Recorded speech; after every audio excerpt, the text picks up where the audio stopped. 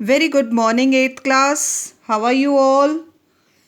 कैसी चल रही है सब बच्चों की पढ़ाई? पढ़ रहे हो सब? Are you all making notes? Question answers हो गए लास्ट चैप्टर्स के जो अभी तक हमने किए हैं? क्योंकि एक दो दिन में ये लेसन भी फिनिश हो जाएगा and then you have to do its question answers also. So be up to date, time to time अपने वर्क फिनिश करते रहो ताकि हम आगे से आगे पढ़ते रहें। ठीक है? So coming to our lesson, we were doing land and soil resource. हमने लैंड रिसोर्स पढ़ना शुरू किया था और in our last lesson we have read about various land use. Mountains के बारे में पढ़ा था। Then we have read about plateaus and plains. ये तीन तरह से लैंड हमें अवेलेबल है। कैसे कैसे क्या यूज़ हो रहा है? From mountains we are getting water, rivers, alluvial is coming down जहाँ हमारी फार्मिंग हो रही है। Then plateau, from plateau region we are getting minerals and on plains high density of population is there and specially agriculture is done. तो ये हमने last class में हमारे लैंड यूज पढ़ा था. So let's continue our lesson further. Thus we see that several factors influence the land use pattern of a country or a region at a given time. And all the countries have different types of land. Somewhere it's mountains, somewhere it's plain. तो जहाँ जो चीज़ available है वहाँ उस land को use में लिया जा रहा है. Fertile plains are used for growth of crops. जो प्लेन्स हैं वहाँ एग्रीकल्चर हो रहा है. Occurrence of minerals lead to mining. Where we found minerals specially at plateau regions, there mining is done and we are taking out minerals from there. Economic and human factors, ये तो देखो natural factors हुए. Fertile plains and plateau region we are getting minerals, ये तो हुए natural factors. But there are certain economic and human factors also that have great influence जो land use को affect करते हैं. See, if the ore is of a low quality, you know what is ore? Every mineral that we take out from earth crust, जो कुछ भी हम अर्थ में से मिनरल निकाल रहे हैं, it comes out in the form of ore mixed with impurities or other minerals. Like if we are taking out iron, तो वो सिर्फ आयन नहीं निकल रहा है प्योर, उसके साथ और मिनरल्स भी हो सकते हैं, impurities भी हो सकती है. तो that form is known as ore. So if the ore is of a low quality, मान लीजिए हम आयन ओर निकाल रहे हैं. हम आयन ओर क्यों निकाल रहे हैं? To get iron. अब वो जो ओर निकल रहा है वो लो क्वालिटी हुआ. क्या मतलब हुआ? उसमें आयरन कंटेंट कम है और इम्प्योरिटीज ज़्यादा हैं. मतलब हमें निकालने पर कम आयरन मिलेगा. That is if the ore is of low quality then its mining में not be carried out due to the high cost. भाई खर्चा तो उतना ही आएगा निकालने में जो हमेशा लगता है. लेकिन अगर जो ओर निकल रहा है वो लो क्वालिटी का है, मतलब उसमें आयरन कंटेंट कम है, तो भाई निकाल तो हम उसी खर्चे पर रहे हैं, इकोनॉमिक फैक्टर हो गया ना. लेकिन जो हमें आयरन मिल रहा है वो कम क्वांटिटी में मिल रहा है, तो ये हमें महंगा पड़ सकता है. This is economic factor. Sometimes due to human requirements of highly populated areas, forest lands are depleted, कम हो रहे हैं, cut for buildings, houses, rails, etc. और ह्यूमन फैक्टर्स कैसे अफेक्ट कर रहे हैं? सी, जहाँ पर डेंसिटी ऑफ पॉपुलेशन ज़्यादा है, ज़्यादा लोग रह रहे हैं एरिया में, वहाँ लोगों को ज़्यादा घर चाहिए, स्कूल्स चाहिए और भी सारी चीज़ें चाहिए. इसलिए क्या हो रहा है? वहाँ पर फॉरेस्ट को काटा जा रहा है, तो फॉरेस्ट कम होते जा रहे हैं. This is human factor. A study of the table given on the previous page, है ना, लास्ट पेज पर आप देखना, पेज 145 पर देखना, वहाँ पर दे रखा है. Tells some interesting facts about how land is used globally.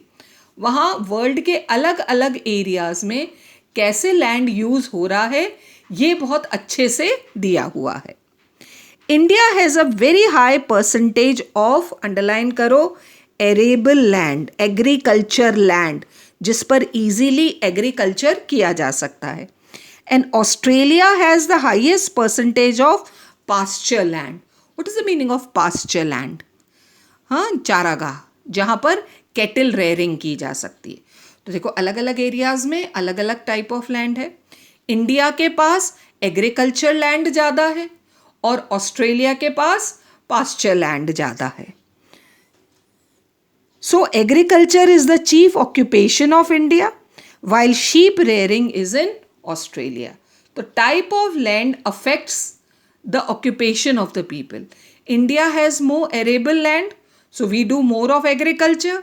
Australia has more pasture land, so the main occupation, more sheep rearing is done in Australia. But India's forest cover is low. India का forest बहुत deplete होता जा रहा है, कम होता जा रहा है. देखो, अकॉर्डिंग टू अ सिस्टम, एक आइडियल सिचुएशन जो होती है भाई, कंट्री में कितना फॉरेस्ट होना चाहिए, according to the size of the country differ करता है. तो अकॉर्डिंगली जो भी आपका टोटल लैंड है, कंट्री का जितना टोटल लैंड एरिया है, उसका 1/3, 33%. अब हर कंट्री का लैंड एरिया अलग अलग है, इसलिए ये 33% भी अलग अलग होगा.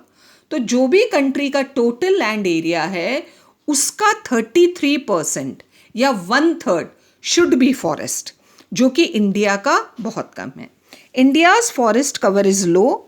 इट इज डिजायरेबल, अंडरलाइन करो, to have 1/3 of the total land area under forest. हर कंट्री का कितना land should be under forest? 1/3 should be under forest to maintain a healthy environment. ये हर कंट्री में होना चाहिए.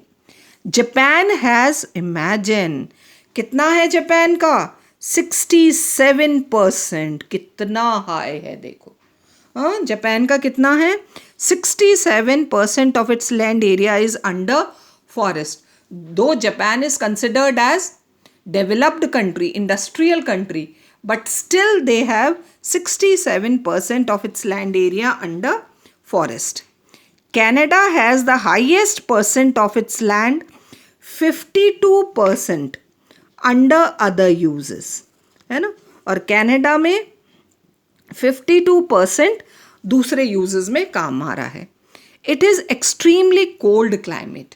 कनाडा की climate is extremely cold, and prairies in the southern part makes it impossible to grow crops or put a larger area under crops. वहाँ के जो plain areas हैं, क्योंकि Canada faces extreme cold climate, तो वहाँ ज़्यादा agriculture नहीं होता है, because the summer season is very less, so they don't have, they can't put large area under crops. Impossible for them because of that cold climate.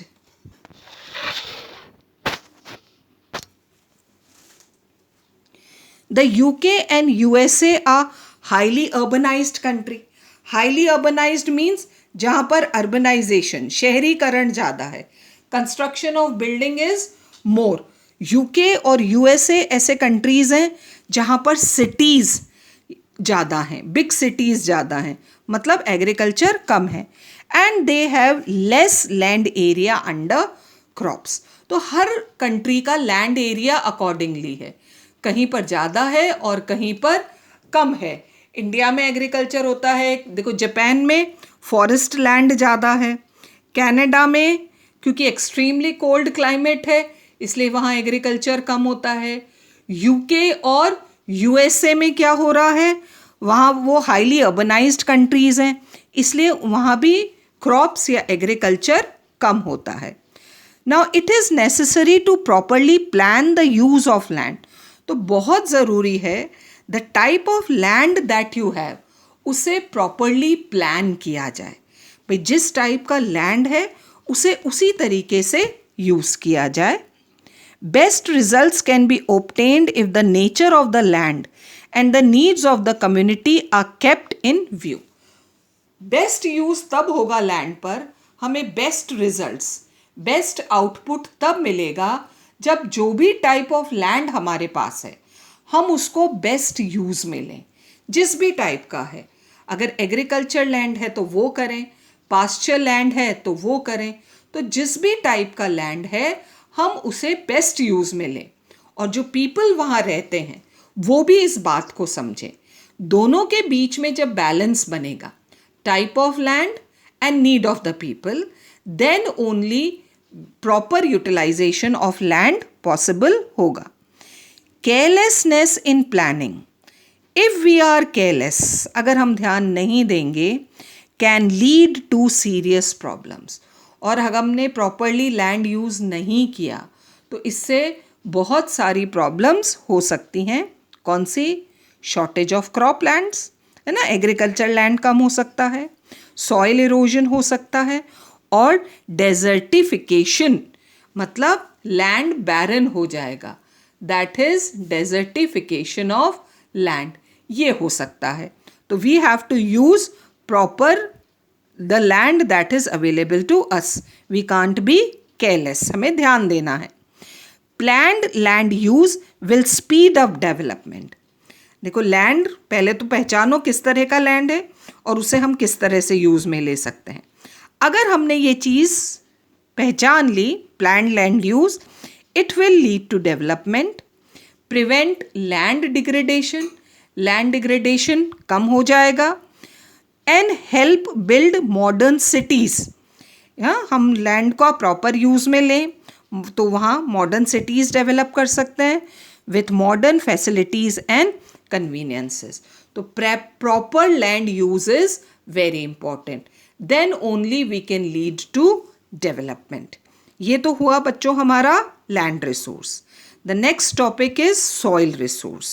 You know what is soil? वो जो upper layer हमें अर्थ पर दिखती है, that is soil. The surface of the earth is covered with soil. Totally, पूरी surface of the earth is covered with soil. Soil is a combination. कैसे बनती है? Small rock fragments. जो छोटे छोटे rocks हैं, they keep on breaking. है ना, ये एक natural process होता है. Earth is made up of rocks and naturally, अपने आप, those rocks keep on breaking into small pieces. What are fragments? Pieces.